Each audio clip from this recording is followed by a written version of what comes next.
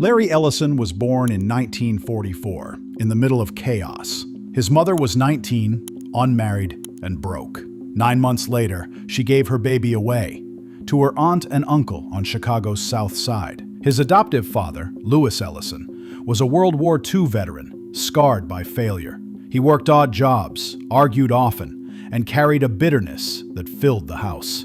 When Larry tried to dream, his father shut him down. "You'll never amount to anything," he said. Again and again. Those words cut deep, and they stuck. Larry didn't forget. He turned pain into a mission. He grew up stubborn, confrontational, allergic to authority. He questioned teachers, mocked rules, and distrusted anyone who claimed to know better. These formative years were a crucible. Ellison was brilliant, but uncooperative. According to his biography, he attended University of Illinois Urbana-Champaign starting in 1962, but dropped out after his adoptive mother's death. Then he tried the University of Chicago for 1 semester in 1966 and left again. He didn't want to study the world.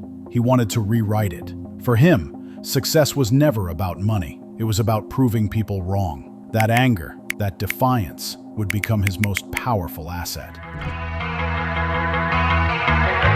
In his early 20s, Ellison moved to California, the land of reinvention. The air smelled like opportunity and risk. He rented cheap apartments, surfed when he could, and spent nights teaching himself code on borrowed computers. Eventually, he landed a job as a programmer at a small tech firm called Ampex Corporation, where he helped build databases for the likes of the Central Intelligence Agency. One of the projects was classified, and its codename was simple: Oracle. It wasn't just another program, it was a new way to organize information. Fast, structured, powerful. Most saw it as a tool. Ellison saw it as power. Whoever controlled data controlled everything. He realized something others didn't. Computers weren't about machines, they were about information control. And if information was the new weapon, databases were the arsenal. In 1977, Ellison gathered 2 colleagues, Bob Miner and Ed Oates. They pooled together $2,000 and founded a company. At first, they called it Software Development Laboratories, SDL, but Ellison soon changed the name, adopting that CIA project, codename Oracle Corporation. Its mission was simple but ambitious: to organize the world's information before anyone else could. Larry Ellison had no patience for perfection. His rule was legendary: ship it now, fix it later. While competitors obsessed over flawless code, Ellison obsessed over speed. IBM had the research, but IBM hesitated. Bureaucracy, meetings, caution. Ellison didn't wait. He saw their hesitation as an opening. He started pitching Oracle before the product was even finished. He sold the dream first and forced reality to catch up later. To outsiders, it looked reckless. To Ellison, it was strategy. He weaponized confidence. He made clients believe Oracle's software could do anything, and then drove his engineers insane until it actually did. It was part genius, part manipulation, and it worked. Oracle grew from a handful of programmers in a tiny office to a global force within a decade. Ellison wasn't selling databases. He was selling certainty, the promise that information would never be lost, that chaos could be conquered. And certainty in business is addictive. According to Britannica, in 1979, the company, then called Relational Software, released Oracle, the earliest commercial relational database program to use SQL. By 1987, Oracle had become the largest database management company in the world. Inside Oracle, work felt like battle. Deadlines were sacred. Failure was humiliation. Victory was survival. Ellison studied the art of war in Bushido, the Japanese code of the samurai. He decorated his homes with swords and quotes about discipline. He told his executives, "We're not in business to be nice. We're in business to win." He admired the precision of Japanese manufacturing, Toyota, Sony, and demanded the same from his teams. Meetings could turn into verbal duels. Engineers often left in tears, only to return the next morning ready to fight again. Promotions were trophies of endurance. Firings were public lessons. Ellison wanted warriors, not employees, and yet people stayed. Because winning under Ellison felt intoxicating. He didn't inspire loyalty, he demanded obsession. It was brutal. It was effective. It was Oracle. By 1990, Oracle had become one of the fastest-growing tech firms in history. Revenue was exploding. So was arrogance. Sales teams started over-promising. Accounting bent under pressure. Numbers were inflated to meet impossible goals. Then, the illusion cracked. Oracle's stock plummeted by more than half. Wall Street cried scandal. Analysts predicted the company would collapse within months. For most CEOs, that would have been the end. For Ellison, it was data.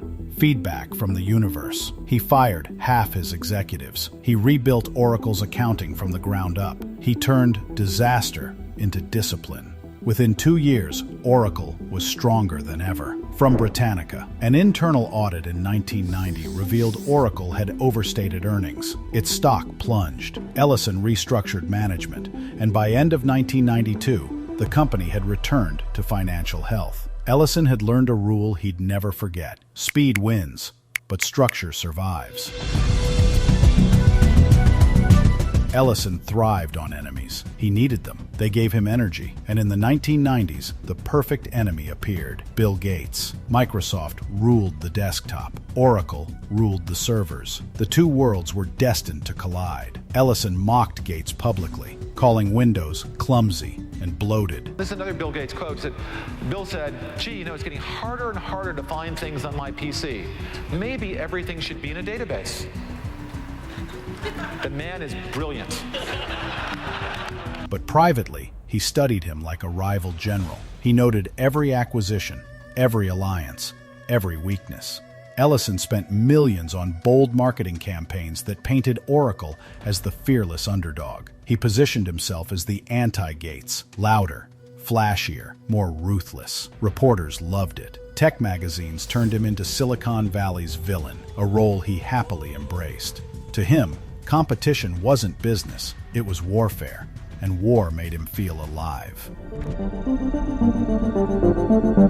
When cloud computing became the next big thing in the 2000s, Ellison laughed. "It's just someone else's computer," he said dismissively. He was right, but also wrong. The cloud wasn't a fad. It was the next evolution of control. A decade later, Oracle quietly became one of the larger cloud providers on Earth. Ellison hadn't changed his mind. He just changed his definition of power. Owning the servers behind the world's data meant owning the world's systems, and that's what Oracle did best: build infrastructure that others depended on. By 2025, Oracle's databases powered banks, hospitals, airlines, governments, and artificial intelligence companies training massive language models. Everywhere data lived, Oracle's code whispered underneath. Ellison didn't need attention, he needed leverage, because real power, he believed, was invisible. Wealth transformed Ellison into something larger than a businessman. He became a collector of worlds. He bought yachts longer than football fields, private jets, dozens of mansions designed like Japanese temples and Mediterranean palaces. And in 2012, he made his boldest move yet. He bought 98% of the Hawaiian island of Lanai. His vision? Turn it into a sustainable utopia powered by clean energy, advanced farming, and Oracle technology. To critics, it looked like arrogance, a billionaire playing God. To Ellison, it was art. Lanai was his living laboratory, his proof that systems could bend to his will. He once said, "You have to act like it's possible to achieve greatness, and it becomes possible." Lanai wasn't about luxury, it was about control, beauty engineered through domination. As Amazon Web Services, Google Cloud, and Microsoft Azure built their cloud empires, Ellison prepared for another war. He attacked AWS in public, claiming Oracle was faster, cheaper, safer. Critics rolled their eyes, until Oracle began landing massive contracts with governments and global corporations. He formed alliances with Elon Musk, NVIDIA, and Tesla, supplying the data infrastructure behind their AI and autonomous systems. The irony was perfect. The man who once built a database for the CIA now powered the intelligence of the modern world. Oracle wasn't flashy. It didn't trend on Twitter. But beneath every modern system, Finance, logistics, medicine, AI, you could find its fingerprints. Quiet, precise, essential. That was Ellison's design. To control the invisible, not the visible. Because true power doesn't announce itself. It operates in silence. Larry Ellison has always been more than a CEO. He's a philosopher of winning. He believed greatness comes from defiance. Those rules exist to be tested, that control is not a burden, but a form of freedom. He admired Steve Jobs deeply, the perfectionist versus the conqueror. They argued, dined, and respected each other's madness. Jobs wanted to build beauty. Ellison wanted to own it. He once told a reporter, "I have all the disadvantages necessary for success." He turned self-doubt into fuel. He turned fear into focus. He built a life around precision, order, and dominance, not chaos. To followers, he was a visionary. To critics, a tyrant. To himself, he was simply effective.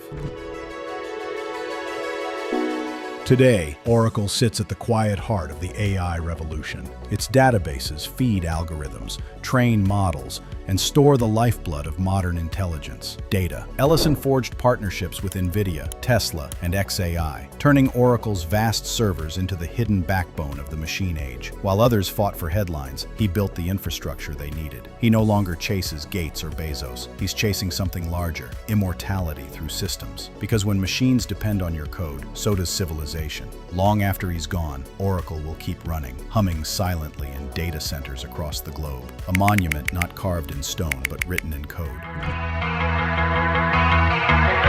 At 80 years old, Larry Ellison still wakes before sunrise. He still checks Oracle's numbers. He still sails across the Pacific, racing crews half his age just to prove he can. He once said, "The most important aspect of my personality has been questioning authority." That defiance built Oracle. That defiance built him. So next time you log into a bank, open an airline reservation, or ask an AI to answer your question, remember that somewhere beneath it all, quietly humming in the background, is the empire of Larry Ellison, the outsider who refused to obey, the man who built control into code, and the visionary who turned rebellion into infrastructure.